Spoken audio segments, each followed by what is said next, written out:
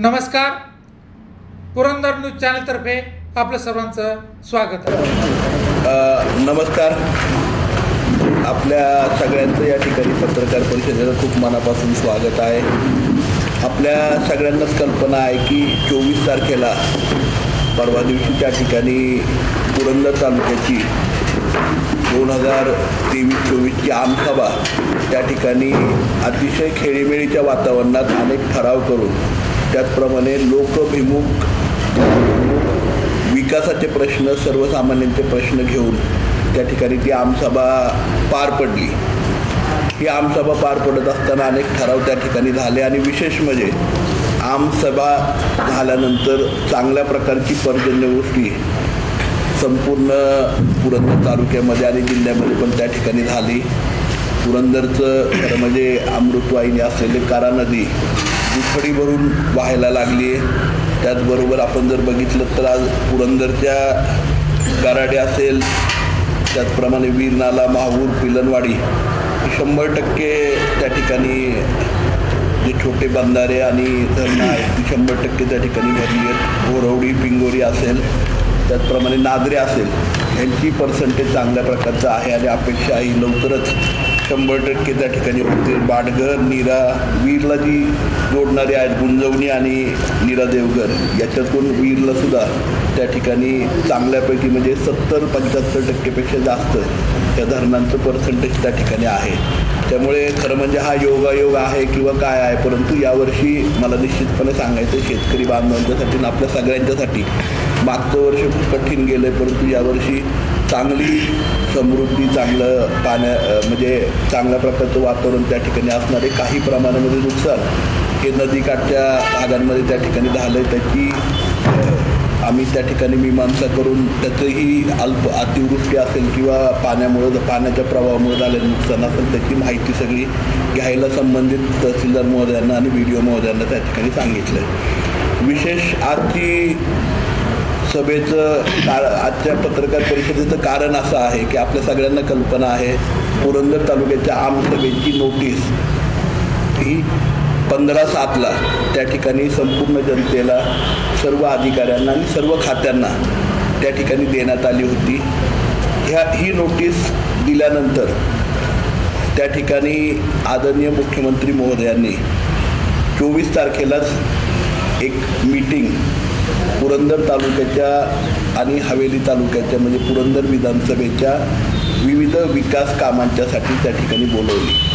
संबंधित मीटिंगची माहिती मिळाल्यानंतर त्वरेने त्याच दिवशी सकाळी 10 वाजता मी त्या ठिकाणी पत्रव्यवहार केला। आदरणीय मुख्यमंत्री महोदयांच्या PS बरोबर समक्ष फोनवरती बोललो, त्याचप्रमाणे ईमेलद्वारे सुद्धा त्यांना संपर्क करून त्यांना मेसेज पोहोचवला की सदर्व आमसभा आहे, त्यामुळे तो विशेष अधिकाराचा भंग होऊ शकतो, तरी कृपया आपल्याला विनंती आहे की आपण सदर्व मीटिंग ही नंतर आपला वेळ त्या ठिकाणी द्यावा, आम्ही निश्चितपणे उपस्थित राहू। खरं म्हणजे मी निमंत्रित नव्हतो, परंतु ती माझ्या विधानसभा क्षेत्राची मीटिंग असल्यामुळे मी त्या ठिकाणी ती मीटिंग बोलवली। त्याचा मी त्या ठिकाणी आमसभा झाल्यानंतर संबंधित बाबतीमध्ये पत्रकार परिषदसुद्धा घेतली की हा खरं म्हणजे लोकशाहीचा खून आहे। कारण लोकशाहीमध्ये जे अधिकार लोकप्रतिनिधीला, सर्वसामान्य जनतेला किंवा निवडून येणाऱ्या प्रत्येक प्रतिनिधीला दिलेत ते अबाधित ठेवून प्रत्येकाने कामकाज करायचं असतं। आज या पुरंदर हवेलीचा लोकप्रतिनिधी म्हणून जे अधिकार माझे आहेत किंवा आमसभेचे अधिकार आहेत, ग्रामसभेचे अधिकार असतात, हे सगळे अधिकार हे अबाधित ठेवले पाहिजेत असं मत माझं त्या ठिकाणी मांडलं होतं। खरं म्हणजे मी जे मत मांडलं, मी जी पत्रकार परिषद घेतली, त्याच्यावरती सुद्धा अनेक भागामधून त्या ठिकाणी टीका झाली।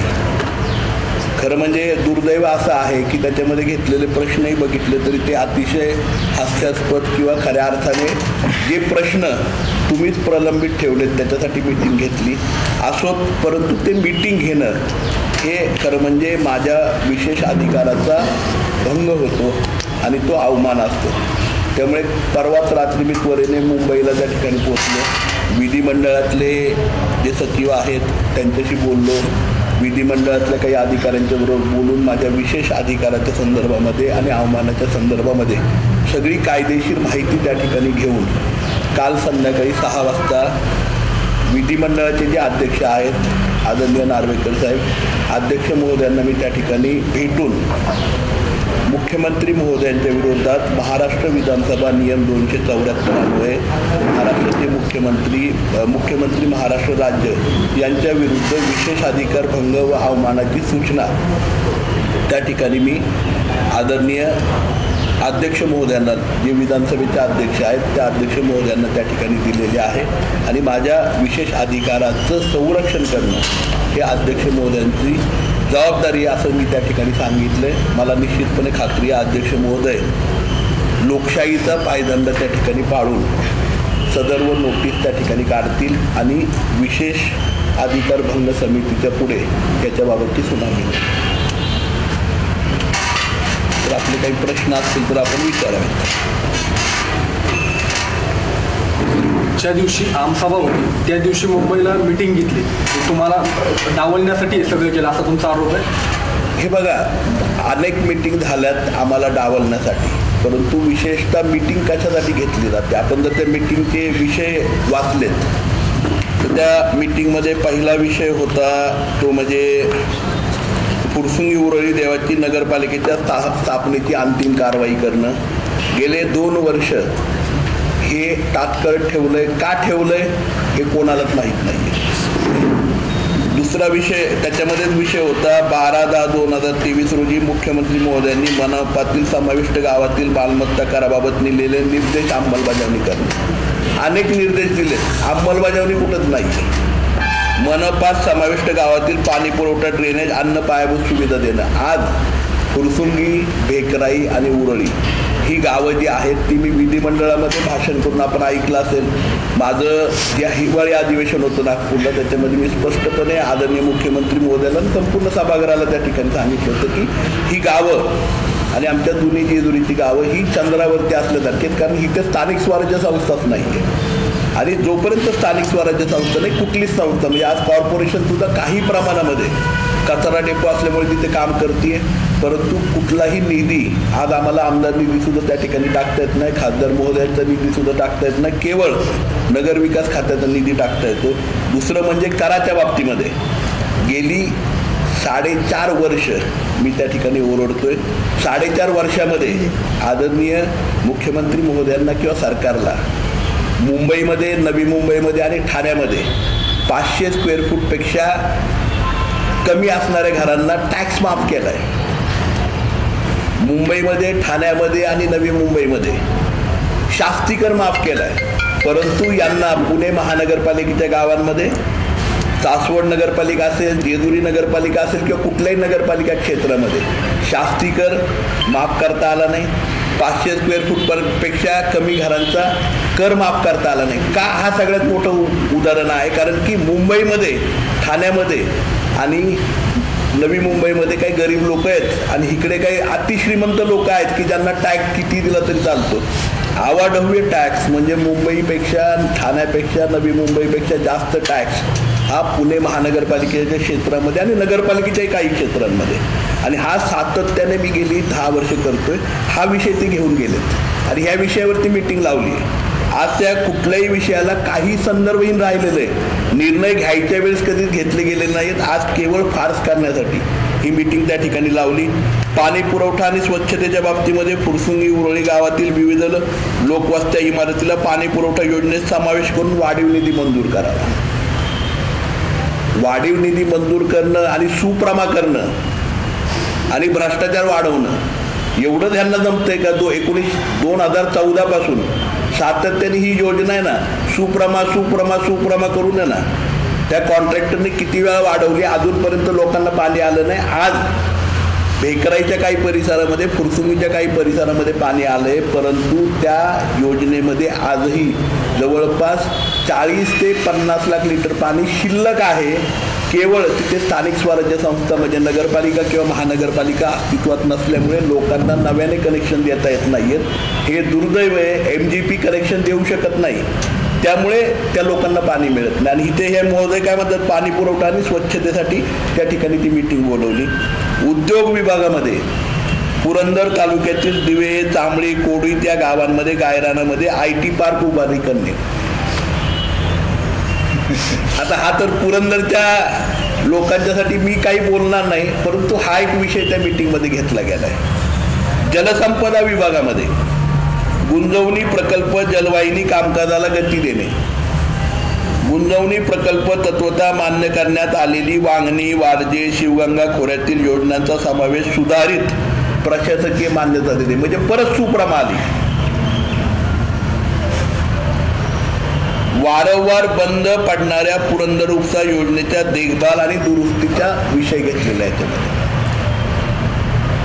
आता मला सांगा, ह्याच्यातला कुठला विषय आहे जो लोकभिमुख आहे? कुठल्या विषयाचा निर्णय आतापर्यंत झाला? किती मीटिंग झाल्या? विधिमंडळामध्ये किती प्रश्न झाले?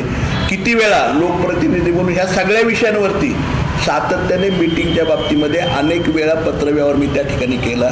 मुख्यमंत्री महोदयांना, संबंधित मंत्री महोदयांना कधीही त्याच्यासाठी वेळ मिळाला नाही. परंतु आज अचानकपणे असं काही झालं की आमसभेच्या दिवशीच ह्या सगळ्याला वेळ मिळाला आणि हा फार दाखवला गेला आणि ही मीटिंग केली गेली. म्हणजे असंही नाही आहे की एमर्जन्सीमध्ये कुठे. आज पुरंदर तालुक्यामध्ये 2019च्या अतिवृष्टीमध्ये अनेक बंधारे, अनेक दहाव्याची ठिकाणं, अनेक ह्याची ठिकाणं ही वाहून गेली. ह्याच्यासाठी निधी द्यायला कधी वेळ मिळाला नाही. पुरंदर तालुक्यातली सासवड आणि जेजुरी नगरपालिकेचा जो वीर धरणावरून जवळपास दोन्ही योजनांच्यासाठी जवळपास 270 कोटी रुपये आणि जेजुरीला 150 कोटी रुपयाच्या योजना आहेत, त्या सगळ्या परिपूर्ण होऊन मुख्यमंत्र्यांच्या टेबलवरती पडल्यात. त्याला सही करायला आज देशामध्ये 1 नंबर आलेल्या नगरपालिकेच्या या योजनांना हातून नगरपालिकांना सुद्धा यांनी दिल्यात. ज्या नगरपालिकांना गरज नाही त्यांना सुद्धा पाणी पुरवठा योजना दिल्यात. मला टीका नाही करायची कुठल्या गावाला मिळाली म्हणून, परंतु ज्यांनी महाराष्ट्राची मान देशामध्ये उंचवली त्या सासवड नगरपालिकेला, जेजुरी नगरपालिकेला पाण्याची योजना नाही देऊ शकत. त्याच्यासाठी मीटिंग घ्यायची, मुख्यमंत्र्याला सांगायचं सही करा बाबा. हे असतं तरी आम्ही मान्य केलं असतं. तर ह्या सगळ्या गोष्टी करून केवळ फार्स करणं, आज डायव्हर्ट करणं. काही अधिकाऱ्यांना त्या ठिकाणी, मग त्या डिपार्टमेंटचे अधिकारी इथं उपस्थित नाही राहू शकले. आज लोकांचे काही प्रश्न त्या ठिकाणी राहिले आणि म्हणूनसाठी मी हा विशेष अधिकार खरं म्हणजे मी वापरलाय. मला माहिती आहे ते हत्ती आहेत, मी मुंगी आहे, पण तू मुंगी जर कानात गेली तर हत्तीचं काय होतं हे तुम्हाला सगळ्यांना अवगत आहे. त्यामुळे माझी विनंती आहे आपल्या सगळ्यांना की हा खूप मोठा, मी जे त्या दिवशी शब्द वापरला लोकशाहीची हत्या, खरोखर ही लोकशाहीची हत्या आहे आणि मी कायदेशीर बाबींवरती या संबंधामध्ये भांडतोय. जो आमचा विशेष अधिकार आहे त्याच्या बाबतीमध्ये भांडतो आणि खऱ्या अर्थाने आम्ही जे म्हणतो की लोकशाही राहिली नाही, संविधान आपल्या मुंडाळाचं काम हे सरकार करतंय, ह्याची अनेक उदाहरणं त्याच्यामध्ये आहेत आणि हे जिवंत उदाहरण तुम्हा आम्हा सगळ्यांना त्या ठिकाणी दिसलेलं आहे. मुख्यमंत्र्यांकडून चुकीची माहिती देते का तालुक्यातून, असं तुम्हाला म्हणायचं? निश्चितपणे आता माझींनी या ठिकाणी ते पत्र दिले, माझींनाच उपस्थितीमध्ये. मला वाटतं मुख्यमंत्री साहेब विसरले की पुरंदरच्या जनतेने 2019ला त्यांना नाकारलेलं आहे. त्यामुळे मला वाटतं की मुख्यमंत्री महोदयांनी त्यांनाच निमंत्रित करून संबंधित मीटिंग लावली होती. आमदार संग्राम थोपटे यांच्या बाबतीत एक बातमी आली होती मध्यंतरी की कारखान्यांसाठी जे कर्ज दिलं गेलं होतं, आता एक 3-4 दिवसापूर्वी बातमी आली होती की एका TV चॅनलला की त्यांना जे कर्ज मंजूर झाले ते थांबवण्यात आलेलं आहे. आता तुम्ही उल्लेख करताय की सासवड नगर परिषद, जेजुरी नगर परिषद एका अर्थाने आता जरी प्रशासक असला तरी ती काँग्रेसच्या आमदारांशी रिलेटेड आहे, म्हणून तिथं शास्तीकर लावला जातोय. जाणीवपूर्वक महायुतीकडून काँग्रेसचे आमदार आगामी विधानसभा निवडणुकीच्या पार्श्वभूमीवर टार्गेट केले जात आहेत का, असं वाटतं का तुम्हाला? निश्चितपणे टार्गेट करत असताना विकास निधी कुठल्याही प्रकारचा आपल्या मतदारसंघासाठी त्या ठिकाणी दिला गेला नाहीये. आज जर तुम्ही बघितलं कुठल्याही प्रकारचा विकास निधी 25-15 असेल, बजेटमध्ये सुद्धा आज अनेक रस्ते माझे GSTमुळे काही रस्त्यांचे नगा, जसा गाडाघाटचा रस्ता आहे त्या ठिकाणी हरणीचा रस्ता आहे, हे रस्ते मधले पॅच राहिलेले आहेत. बजेटमध्ये ह्या रस्त्यांना पण निधी टाकला गेला नाही. 1 रुपयासुद्धा निधी विधानसभा क्षेत्रामध्ये त्या ठिकाणी टाकला गेला नाही. परंतु काहींच्या सांगण्यावरून जिथे गरज नाही तिथे निधी टाकला जातो. हे दुर्दैव आहे की लोकांची कामं यांना नाही करायची आहेत. यांना दाखवायची कामं फक्त करायची आहेत की जी मोठी मोठी भोंगळ कामं दिसतील एवढंच काम त्या ठिकाणी करायचं. हे खरोखर दुर्दैव ह्या सरकारचं आहे. 25-15 असेल, गुंजवणीच्या बाबतीमध्ये असेल, गुंजवणीच्या बाबतीमध्ये सातत्यानं जो पाठपुरावा आम्ही करतोय तोही असेल. सगळ्या गोष्टींना केवळ डायव्हर्ट करायचं, काम होऊन द्यायचं नाही. हे आज तुम्ही पुणे बघताय. आज आपली 16 गावं पुण्याची पुणे महानगरपालिकेत गेली. अक्षरशः पुणे म्हणजे ना स्विमिंग पूल झालेलं आहे. काल सगळ्यांनी अनुभव घेतला आहे त्याचा. आणि आज पुण्याच्या ज्या दक्षिण भागातली गावं आहेत सगळ्या ओढ्या नाल्यांवरती त्या ठिकाणी अतिक्रमण आहे. गेली 2 वर्ष पुनर्वसन खात्याच्या मंत्र्यांच्याकडे मी पाठपुरावा करतोय ओढ्या नाल्यांच्या संरक्षण भिंतीसाठी. आणि ओढे नावले संरक्षित 176 ओढे नालेत. पुरंदर हवेलीच्या जे 16 गावं आहेत 176 ओढे नालेत. हे सगळे ओढे नाले संरक्षित व्हावेत म्हणून आम्ही सातत्याने मागणी करतोय. पुरंदर हवेलीतली जी गावं गेली आहेत त्याच्या शाळा आजही जिल्हा परिषदेकडे, ते पुणे महानगरपालिकेकडे वर्ग करायलाही सरकारला वेळ नाही आहे. तिथले जे बंधारे आहेत ते बंधारे पण आज पुणे महानगरपालिकेकडे वर्ग करायला सरकारकडे वेळ नाही आहे. म्हणजे अतिशय भोंगळ अव्यवहारिक कारभार या सरकारचा चालू आहे. आणि त्याच्यामध्ये अशा सगळ्या गोष्टी त्या ठिकाणी करायचं ते प्रयत्न करतात. त्यांना खरोखर लोकांचं काही देणं घेणं नाही. ती गावं टॅक्स कोणाला भरतात? कुठली जी आता तुम्ही म्हणताय 16 गावं महानगरपालिकेला टॅक्स महानगरपालिकेला टॅक्स भरतात. आवाढव्य टॅक्स आहे. हत्ती एवढा टॅक्स ते त्या ठिकाणी भरतात. कुठल्याही प्रकारची सुविधा, रस्ते, ड्रेनेज, कचऱ्याची गाडी येते ना त्याला सुद्धा कचरा वेचकाला पैसे द्यावे लागतात. मला वाटतं सासवड जेजुरीमध्ये नाही द्यावे लागत, परंतु पुण्यामध्ये कचरा वेचकाला सुद्धा त्या ठिकाणी पैसे द्यावे लागतात. सोसायटीला 10,000 रुपये महिन्याला द्यावे लागतात. प्रत्येक फ्लॅटला त्या ठिकाणी 1,000 रुपये हे कचऱ्यात गोळा करणाऱ्या माणसाला द्यावे लागतात. अशा प्रकारचा फार्स पुणे महानगरपालिकेच्या हद्दीमध्ये त्या ठिकाणी चालू आहे. दुसरी गोष्ट म्हणजे आज निधी देत नाहीये तर मी त्या ठिकाणी सांगितलं हेवी ट्रॅफिक बंद करून टाका.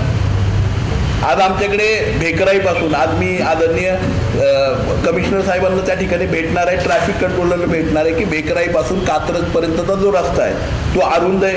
तुम्ही निधी देत नाही रस्ता दुरुस्त करायला, रस्ता दुरुस्त करत नाही, सिग्नल्स लावत नाही, तर त्या ठिकाणी कृपया विनंती आहे सकाळी 6 वाजल्यापासून 10 वाजेपर्यंत तिथलं हेवी ट्रॅफिक जे आहे ते त्वरित बंद करून टाकावं जेणेकरून स्थानिक नागरिकांना त्याचा वापर करता येईल. तेच गोष्ट आपल्याकडे लोणंदपासून सासवड मार्गे भेकराईपर्यंत आहे. आज या रस्त्यावरती नॅशनल हायवेचं काम चालू आहे. कुठल्याही प्रकारची सिक्युरिटीच्या गोष्टी म्हणजे काम चालू असताना ज्या सिक्युरिटीच्या गोष्टी त्या ठेवल्या जात नाही आहेत. आजही तुम्ही जर रस्ता बघितला सासवडमधनं जो जाणारा रस्ता आहे त्याच्यावरती सगळी माती आणि चिखल आलेला आहे. अनेक गाड्या, मोठ्या गाड्यासुद्धा त्या ठिकाणी घसरल्यात.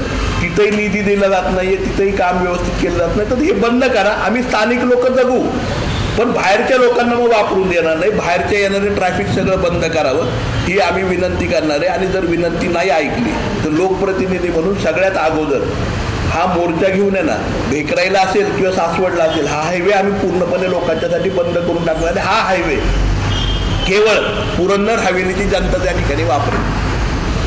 मुख्यमंत्र्यांचा त्या दिवशीचा कार्यक्रम पूर्वनियोजित होता का?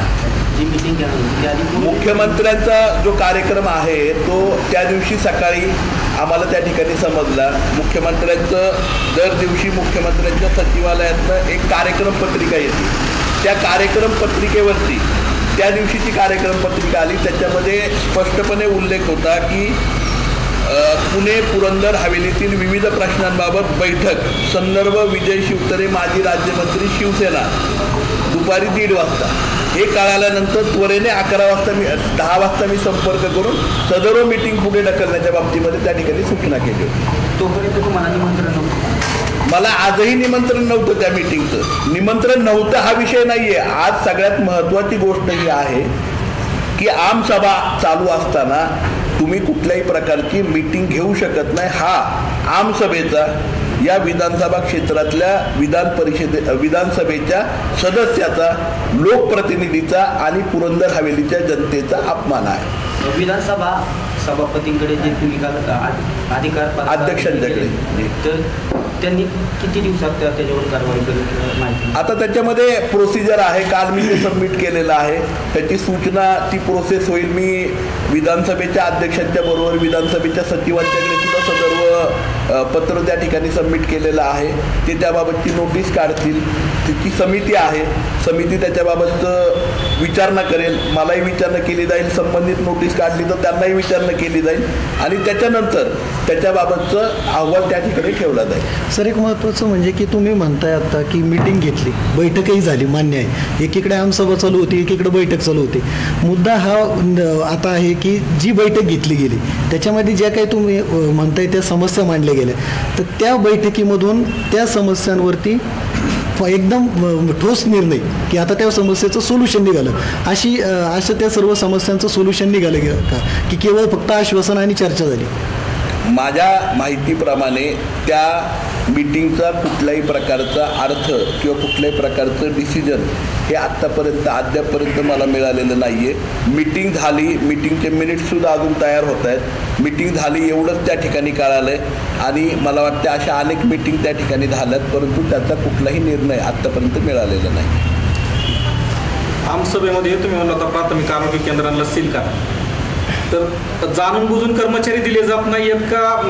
तांत्रिक अडचणच आहे कर्मचाऱ्यांची किंवा सरकार याच्यामध्ये हलगर्जी? आज जर तुम्ही बघितलं महाराष्ट्र शासनाच्या विविध खात्यांमध्ये 30 लाख कर्मचारी आहेत ना, हा शॉर्टफॉल आहे. त्यामुळे मी त्या दिवशी जे सूचना केली आणि आमसभेमध्ये जो ठराव झाला आहे तो ठराव अतिशय स्पष्ट आहे की ज्या आरोग्य केंद्र आहेत, PSC आहेत किंवा आरोग्य केंद्र आहेत, त्या आरोग्य केंद्रांमध्ये जर आम्हाला 50 कर्मचाऱ्यांची आवश्यकता आहे आणि पुरंदर तालुक्यामध्ये त्या ठिकाणी 20 कर्मचारी अवेलेबल आहेत, तर 20च PSC चालू ठेवा, बाकीच्या PSC बंद ठेवा. आज तुम्ही काय करताय की एक PSC चालू ठेवताय काय सासवडला, दुसरी PSC चालू ठेवताय त्या ठिकाणी माळशिरसला, एक PSC चालू ठेवताय बेलसरला. तिन्ही ठिकाणी एक व्यवस्थित काम चालू नाही, परिपूर्ण नाही. कुठे नर्स नाही तर कुठे डॉक्टर नाही, कुठे औषध नाही तर कुठे काय नाही. ज्या परिपूर्ण आहेत त्या चालू ठेवा. बाकीच्यांच्यासाठी आम्ही वेगवेगळ्या संस्थांच्याकडे मागणी करू, अनेक हॉस्पिटलकडे जाऊ, CSR मधनं कुठनं तरी मागणी करू. सरकारला जर भीक लागली, सरकारला जर पैसे नाही आहेत तर इतरांची मागणी करून तिथे नवीन हॉस्पिटल दवाखाना सुरू करू ना. सरकारला जर आरोग्याच्या सेवा द्यायच्या ना, केवळ फार्स करायचा. बिल्डिंग म्हणजे आरोग्याची सुविधा नाही आहे ना. इमारत उभारणं किंवा ते युनिट सुरू करणं म्हणजे आरोग्याची सुविधा नाही आहे. आणि त्यामुळे आम्ही सांगितलं की जिथे लोक नाही आहेत, जिथे डॉक्टर, आणि हे बघा कुठलाही दवाखाना परिपूर्ण कधी होतो ज्यावेळेस तिथे डॉक्टर, नर्स आणि सर्व प्रकारची औषधं उपलब्ध आहेत, सर्व प्रकारची त्या ठिकाणी इक्विपमेंट उपलब्ध आहेत. ती जर नसतील तर तो दवाखान्याला कुलूप लावा आणि जिथे आहेत तिथं सगळे कर्मचारी एकत्रित करा, तिथून सेवा द्या. एवढंच माझं आम्ही त्या ठिकाणी ठराव केलेला. राष्ट्रवादीचे काही नेते गुंजवणीचा प्रकल्प पाहणी करण्यासाठी उपमुख्यमंत्री अजित पवार यांनी पाठवलं होतं. एकंदरीत विजय शिवतारे यांनी काल मुख्यमंत्री आणि देवेंद्र फडणवीस उपमुख्यमंत्री यांच्या उपस्थितीत जी मीटिंग घेतली, एकंदरीत श्रेयवादावरून त्यांचं सध्या ही परिस्थिती निर्माण झाली असं सध्या काय झालं की पावसाचे दिवस आहेत आणि अनेक मंडळी वर्षा पर्यटनासाठी मावळ, वेल्ला, भोर ह्या परिसरामध्ये आपण पुणे जिल्ह्यातली सगळीच मंडळी जातो. आपल्या सगळ्यांचं आकर्षण हे धरणाकडची गावं, बरोबर ना, मावळ, मुळशी, वेल्ला, भोर ह्या सगळ्याचं असतं. त्यामुळे वर्षा पर्यटनावरती मी काही बोलणं हे मला वाटतं मी योग्य नाही आहे. सर, बैठक म्हणताय तुम्ही ही माझी काय मला नाही लक्षात आलं. प्राथमिक आरोग्य केंद्राला किती सकाळी डॉक्टर झाल्यानंतर मीटिंग राष्ट्रवादीच्या पदाधिकाऱ्यांनी ज्यावेळेस आढावा घेतला त्यानंतर आणि त्या मीटिंगला विशेष म्हणजे मुख्यमंत्री अजित पवार. काय झालंय की पुरंदरच्या जनतेला खरं म्हणजे गेली अनेक वर्ष गुंजवणीचं गाजर दाखवलं जातं. गुंजवणीची योजना त्यांनी मंजूर केली. मलाही म्हटले की मी 1200 कोटी घरचे देणार होतो, परंतु दिले नाही. खरं म्हणजे सरकार नको तिथे ना पैसे घालायला खूप मोकळं आहे.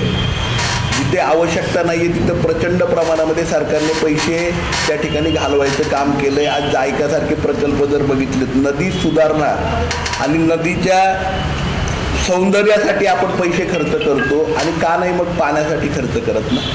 आम्ही पाण्यासाठीच मागतोय. गुंजवणीचा प्रकल्पला 1200 कोटी रुपयाची त्या ठिकाणी टेंडर L&T कंपनीला दिलंय. पाईपचे पैसे त्यांना दिलेत सगळे. आणि मग बंद पाईपलाईनचं फक्त आम्ही त्या ठिकाणी सांगितलं की पुरंदर तालुक्यामध्ये पश्चिमेकडून पूर्वेकडे पाणी येऊ शकत नाही, तुम्ही पूर्वेकडूनच पाणी आणा, त्याच हेडवरनं आणा. 3 ठिकाणी पंपिंग होऊ शकत नाही. शिवरीला, परिंच्याला होऊ शकत नाही, शिवरीला होऊ शकत नाही, सासवडला होऊ शकत नाही, त्याऐवजी सोमवर्डीतून आणा. दुसरं म्हणजे 1993च्या कालव्याच्या सर्वेप्रमाणे परिंचे, हरणी, वाल्ला, त्याचप्रमाणे म्हणजे वाल्ला वागदरवाडी मार्गे त्या ठिकाणी आपण रागच्या तलावापर्यंत ते पाणी न्या. ह्याच मागण्या आम्ही केल्यात. आम्ही आजही कुठल्याही गुंजवणीच्या प्रकल्पाला विरोध नाही केलेला आहे. दुर्दैव हे आहे की आजची गुंजवणीची लाईन जी आहे ती ह्याच्यातनं जाते, बागायत भागातनं. आम्ही म्हणतोय फक्त जिथं पाण्याची आवश्यकता आहे, जे ताणलेले आहेत त्यांना पाणी द्यावं, ज्यांचं पोट भरले. जसं मुंबईला, नवी मुंबईला आणि ठाण्याला तुम्ही 500 स्क्वेअर फूटच्या घराला करमाफी देताय आणि शास्ती कर माफ करताय, आणि अख्ख्या महाराष्ट्रातल्या नगरपालिका आणि महानगरपालिका काय टाळ्या वाजवत बसणार आहेत का आम्ही अतिश्रीमंत आहोत म्हणून आम्हाला देणार नाहीये? तर हेच माझं मत आहे की जिथे पाण्याची आवश्यकता आहे तिथं योजना करा, कॉन्ट्रॅक्टरसाठी योजना करू नका. आणि म्हणूनसाठी आमचा विरोध नाहीये, योजना योग्य ठिकाणी करण्यासाठी विरोध आहे. त्याच्यासाठी सातत्याने मी असेल, सुप्रियाताई असेल, आम्ही फॉलोअप घेतोय. आदरणीय शरदचंद्रजी पवार साहेबांनी सुद्धा आम्हाला शब्द दिलाय की आम्ही लवकरच मुख्यमंत्र्यांची शरदचंद्रजी पवार साहेबांच्या प्रमुख उपस्थितीमध्ये साहेब त्या ठिकाणी आमची सगळ्यांची मीटिंग लावणार. माजी जलसंपदा राज्यमंत्री बैठक येणार आहे दुर्गाडे सरांच्या सोबत. त्याचं आमंत्रण तुम्हाला काय अधिकृत आलंय का, जाणार किंवा न जाणार? नाही, मला याची काहीच कल्पना नाहीये. माजी जलसंपदा राज्यमंत्री यांनी पुरंदरला होणार अशी चर्चा होती. या सगळ्या विमानतळाचा प्रश्न सुद्धा मागे पडतोय, विमानतळाचा मुद्दा, याबाबत काय? खरं सांगायचं म्हणजे राज्यकर्त्यांना विमानतळ करायचं की नाही हा सगळ्यात मोठा प्रश्न आहे. आम्ही विमानतळाच्या बाबतीमध्ये पर्याय, आणि विमानतळाला विरोध आमचा कधीच नाही आहे, फक्त विमानतळाला आम्ही पर्यायी जागा त्या ठिकाणी दाखवलेली आहे जिथे कुठलंही गाव विस्थापित होत नाही. पुरंदर तालुक्यातल्या एकाही व्यक्तीला, एकाही शेतकऱ्याला, एकाही गावाला पुरंदर तालुक्यातून विस्थापित होणार नाही. कारण अनेक पुनर्वसनाचे प्रकरणं तुम्ही आम्ही सगळेजण डोळ्याने बघतोय की जे आजही 20 वर्षामध्ये त्या ठिकाणी परिपूर्ण झालेली नाही आहेत. असं जागा दिली आहे, त्याला सगळ्या प्रकारच्या परवानग्या मिळाल्या, केवळ फार्स केला गेला. आणि आज तुम्ही बघितलं असेल टर्मिनल, नवीन टर्मिनल पुणेच्या तिथं त्या ठिकाणी झालेलं आहे. आणि आजही आम्ही फॉलोअप त्या ठिकाणी घेतो आहोत. पुरंदरचं विमानतळ हे निश्चितपणे पुणे डिव्हिजनसाठी, पुणे विभागासाठी हे पुरंदरचं विमानतळ आणि पुरंदरचंच पठार हे अतिशय आयडियल आहे, हे मी म्हणत नाही. एअर मार्शल भूषण गोखले साहेब, त्याचप्रमाणे कॅप्टन जोशी आणि राफेल, जे तुम्हाला माहिती आहे कंपनी विमानाची, कारण सगळ्यांनाच माहिती आहे राफेल काय आहे ते. तर त्याचे कन्सल्टंट सारंगी लोखंडे साहेब हे सांगतायत की पुरंदरचं पठार, आणि त्यांनी सुचवलेलं, मी नाही, त्यांनी सुचवलेलं लोकेशन हेच भविष्यातल्या 150 वर्षाचं पुणे विभागाचं चांगल्या प्रकारचं आंतरराष्ट्रीय एअरपोर्ट विथ कार्गो हब हे आहे. आणि तिथेच सरकारला करावं लागणार आहे. लोकेशन कोणतं? पुरंदर तालुक्यातलं. कुठलं लोकेशन गाव ते मी कसं हा टेक्निकल प्रश्न असल्यामुळे मी सांगू शकत नाही. सर, माजी जलसंपदा राज्यमंत्री यांच्या प्रमुख मागणीतून परवाची बैठक झाली असं तुम्ही म्हणताय, त्याच्यामध्ये प्रोग्राममध्येही उल्लेख आहे. आणि त्या बैठकीच्या 1 दिवस अगोदरच राष्ट्रवादीचे काही पदाधिकारी हे गुंजवणी धरणाकडे गेले होते भेट द्यायला. एकंदरीत CM आणि DCM यांच्यामधलं जे कोल्ड वॉर आहे, आता हे काय लपलेलं नाही आहे, संपूर्ण राज्यभरामध्ये चर्चा आहे. एक प्रकारे अजितदादांनी राष्ट्रवादीकडे श्रेय यावं गुंजवणीचं, आणि गुंजवणी या मुद्द्यावरती माजी जलसंपदा राज्यमंत्री हे 10 वर्ष सत्तेत होते, लोकप्रतिनिधी होते. नेमकं तोच मुद्दा हायजॅक होतोय का, यातून व्यथित होऊन आणि त्यातच लगेच आमसभा, एकंदरीत या माध्यमातून मग हे कुठंतरी श्रेयवाद आणि तुमची आमसभा या माध्यमातून त्या मिटिंगची घाई गडबड केली गेली असं वाटतंय का तुम्हाला? काय सध्या आहे ना, अनेकांना आहे ना लोकप्रतिनिधी व्हायची घाई झाली आहे, आणि अनेकांना आहे ना त्या ठिकाणी आहे ना काम सोडून आहे ना आज लोकांना काय हवं आहे. मला या ठिकाणी जाहीरपणे आपल्या पत्रकार परिषदेमध्ये सांगायचं आहे, 2019 पूर्वी या तालुक्यामध्ये पुरंदरच्या पठारावरती केवळ 50,000 टन ऊस त्या ठिकाणी जात होता. प्रामुख्याने जवळ अर्जुन असेल, नागऱ्याचा परिसर असेल या भागातून प्रामुख्याने तो ऊस जायचा. आज पुरंदर उपसाच्या भागामधून आणि जानाई शिरसाईच्या काही भागामधून त्या ठिकाणी 2021-22ला जवळपास 3.5 लाख टन ऊस, 2022-23ला जवळपास 4.5 लाख टन ऊस आणि 2023-24ला 7,25,000 टन ऊस. 2022-23ला 5.5 लाख टन मी दुरुस्ती करतो आणि 7,25,000 टन ऊस हा त्या ठिकाणावरनं कल्टिवेट झालेला आहे. त्याच्या व्यतिरिक्त यावर्षी पुरंदर तालुक्यामध्ये दुष्काळ असताना सुद्धा पुरंदर उपसाच्या कार्यक्षेत्रामध्ये 7,000 एकर ऊस नव्याने लागवड झाली. अनेक ठिकाणी म्हणजे त्या ठिकाणी वाघापूर असेल, भोसलेवाडी असेल, कोंडा असेल, अशी अनेक गावं मी नावं घेऊ शकतो. मावळीचे काही शेतकरी असतील. अनेक गावांमध्ये त्या ठिकाणी फुलाची शेती, वेगवेगळ्या प्रकारची शेती त्या ठिकाणी होतीये. सिंगापूरसारख्या ठिकाणी अनेक चांगल्या नर्सरी की जिथं आज पुरंदरच्या नर्सरीमध्ये ॲपल पण मिळतोय. आजच्या तात्या कोरडेच्या आप्पा कोरडेच्या नर्सरीमध्ये त्या ठिकाणी ॲपल सुद्धा मिळतोय. काळा ॲपल सुद्धा आलाय. तुम्ही सगळ्या पत्रकारांनी बघितलं पाहिजे. अशा प्रकारे पुरंदरचं दुष्काळी पठार बदलतंय. केवळ 2004ला आलेली योजना, त्याचं 2019ला केलेलं तुटली फुटलेली योजना सुद्धा नियोजन केलं आणि म्हणून आहे ना काही नाही केलं आम्ही वेगळं. आम्ही फक्त सर्वसामान्य शेतकऱ्याच्या पर्यंत तळमळीने प्रामाणिकपणे पाणी प्रॉपरली नियोजन करायचा प्रयत्न केला, ज्याच्यामुळे एवढी शेती फुलली आहे. आता बजेटमधून आणि मागच्या वर्षीच्या निधीमधून त्या ठिकाणी पुरंदर ऊस आणि जानाई शिरसाईला निधी आलेला आहे. आम्हाला खात्री आहे यावर्षी हा निधीचं युटिलायझेशन प्रॉपरली झाल्यानंतर पुढचे 5 वर्षामध्ये पुरंदरचं पठार हे पूर्णपणे जानाई शिरसाई आणि पुरंदर उपसाचा भाग पूर्णपणे बदललेला दिसेल. तीच मागणी आमची आहे की करा नदीची जी उजवी बाजू आहे, सोमर्डीपासून ते खाली कोळविरे आणि नावळीपर्यंत ह्या सगळा भाग गुंजवणीच्या माध्यमातून पूर्णपणे बदलणार आहे. खालच्या भागामध्ये ऑलरेडी आमच्याकडे बागायत आहे. वीरपासून म्हणजे तोंडल वीरपासून त्या ठिकाणी जेऊर मांडकी पिंपऱ्यापर्यंत. परंतु गुंजवणीच्या पाण्यामुळे आणि तो डोंगराच्या कडेला म्हणजे पुरंदरच्या खालच्या भागातल्या दक्षिणेच्या उत्तरेच्या बाजूला आल्यामुळे डोंगराच्या बाजूला 1993च्या कालव्याप्रमाणे तोही भाग 100% बागायत होऊन जाणार आहे. आणि ही माहिती मला काय म्हणायचं की काही मंडळी आज सगळा फारच करतात. थोडासा अभ्यास करा. मला श्रेय देऊ नका, पण चांगल्या गोष्टींच्यासाठी तुम्ही पाठीशी तरी या. आता हा ऊस काय मी लावला नाही, सगळा लोकांनीच लावला ना, पण काय केलं पाण्याचं नियोजन केलं ना. जे 2004 पासून 2019 पर्यंत झालं नाही ते 2019 पासून 2024 पर्यंत का झालं. आणि ह्याचं उदाहरण आपल्या सगळ्यांच्या समोर आहे. आज आम्ही मागणी करतोय. परवा आम्ही एक कमिटीने सुप्रियाताईंना भेटून त्या ठिकाणी मागणी केली की आम्हाला पुरंदरला आता स्वतःचा कारखाना पाहिजे, साखर कारखाना. आम्हाला स्वतःला आता वेगवेगळ्या ठिकाणी तुम्ही ऐकलं असेल समन्वयच्या मीटिंगमध्ये कृषी खात्याला आम्ही आदेश दिलेत. आमच्या प्रत्येक मंडलमध्ये त्या ठिकाणी वेगवेगळ्या सीताफळ असेल, चिक्कू असेल, अंजीर असेल, फुलं असतील, ह्या वेगवेगळ्या गोष्टींवरती पॅकेजिंगचे नाचे युनिट्स उभे राहावे. हे का करतोय? कारण पुरंदर बदलत चाललंय. जिथे जिथे शक्य तिथं बदलत चाललं. गुंजवणीचं पाण्याचं नियोजन निश्चितपणे आम्ही चांगलं करू. आम्ही कुठल्याही कॉन्ट्रॅक्टरला आणि कुणालाही त्याच्यावरती ओव्हरलोड होऊन देणार नाही. आम्हाला चांगलं काम करायचं, चांगल्या प्रकारचं काम करून तळमळीने काम करायचं. आणि म्हणूनसाठी आम्ही त्या ठिकाणी मी म्हणतोय की मला ना गुंजवणीमध्ये राजकारण करायचं ना पाण्यामध्ये राजकारण करायचं. मला लोकांच्यासाठी काम करायचं.